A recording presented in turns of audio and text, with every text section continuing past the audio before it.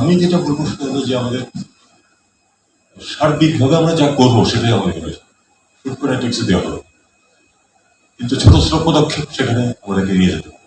আপনারা যে কাজটা করেছেন সেটা একটা পদক্ষেপ। এই একটা ক্ষেত্রে যদি কোনো ধরনের দুর্নীতি ছাড়া চমৎকারভাবে জিনিসটা পার হয়ে যায়, তাহলে দেখুন শুভেচ্ছা কিন্তু সদিচ্ছা কিন্তু সবারই আছে। আমি পুলিশের কথা বলছি, পুলিশ ভেরিফিকেশন একসময় কিন্তু নিয়ে পুলিশ থেকে নিয়ে এসে আমাদের ফরেন মিনিস্ট্রিতে আসতে হবে।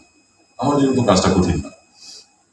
আমি যদি প্রাইভেট পার্সন তখন প্রশ্ন সচিব ছিলাম, আমার সাথে যারা কাজ করেছে তারাই সবাই আছে, বললেই সে হচ্ছে তাড়াতাড়ি করে দেবে। কিন্তু আমি আমার মেয়ের জন্য পুলিশ ভেরিফিকেশন রিপোর্ট দিতে গিয়ে দেখলাম যে তারাই প্রশ্ন উত্তরে আসছিলেন, করাই নিয়ে গেছে। তার মানে আগে যেটা সিস্টেম ছিল, আমি অনেক আগে কথা বলছি, তার থেকে ইমপ্রুভমেন্ট হচ্ছে। এই সদিচ্ছাটুকু থাকলে কিন্তু সব ব্যবস্থাকে আরেকটু সহজ, আরেকটু ভালো করা যায়। এখন তো ধরুন একবার বাড়িতে বসে পেয়ে যাবে, সেটা হলো অন্য কথা। কিন্তু যখন এটা ম্যানুয়ালি হচ্ছিল তখন কিন্তু তারা একটা স্টেপ কমিয়ে দিচ্ছিলেন মানুষের।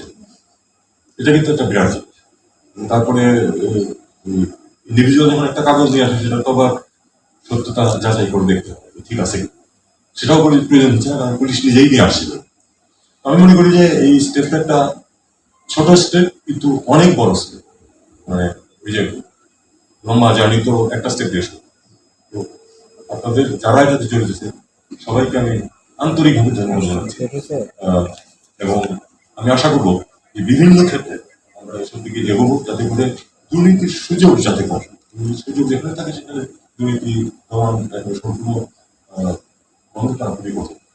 আমাদের ব্যাংকগুলো থেকে যে টাকা চুরি হয়েছে এটা কিন্তু ঘটনাক্রমে হয়, সর্বোচ্চ পর্যায়ে থেকে এটাকে এনকারেজ করা হয়েছিল বলে কিন্তু করেছে।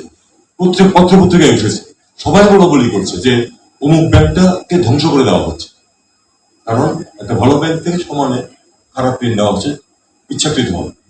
সর্বোচ্চ পর্যায়ে থেকে যদি তাদের প্রতি সমর্থন না থাকতে পারে, কাজেই সুযোগ যাতে না থাকে দুর্নীতি সেটা আনতে হবে, এবং এটা এক্ষেত্রে আপনাদের অনেক